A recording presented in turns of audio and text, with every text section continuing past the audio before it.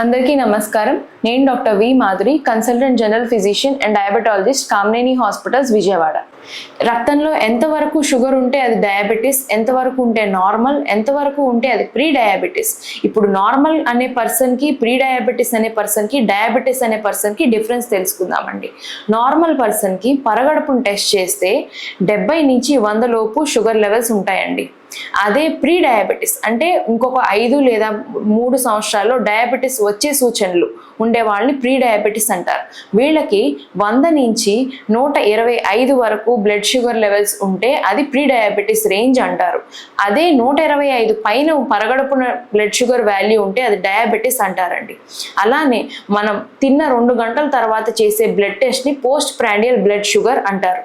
అదే ఈ blood sugar test normal పీపుల్లో మోర్ దెన్ 140 ఉంటుందండి. తిన్న 2 గంటల తర్వాత నార్మల్ పీపుల్లో బ్లడ్ షుగర్ లెవెల్. అదే ప్రీ డయాబెటిక్ పీపుల్లో 140 నుంచి 200 దాకా ఉంటుందండి. ఇప్పుడు డయాబెటిక్ పీపుల్లో మోర్ దెన్ 200 ఉంటుందండి బ్లడ్ షుగర్ లెవెల్ తిన్న 2 గంటల తర్వాత. ఇంకొక టెస్ట్ ఒకటి ఉంటుందండి, HbA1c. అంటే మన 3 నెలలుగా మన బ్లడ్లో ఉండే షుగర్ వాల్యూని యావరేజ్ చేసి చూసే వాల్యూస్ని HbA1c అంటారు. నార్మల్ పీపుల్లో HbA1c లెవెల్ 5.6 కన్నా తక్కువ ఉంటుందండి. అదే ప్రీ డయాబెటిక్ పీపుల్లో 5.7 నుంచి 6.4 వరకు రేంజ్లో ఉంటుంది. అదే డయాబెటిక్ పీపుల్లో 3 నెలల షుగర్ వాల్యూ మోర్ దెన్ 6.5 ఉంటుంది. HbA1c అనేది చాలా ముఖ్యమైన టెస్ట్ అండి.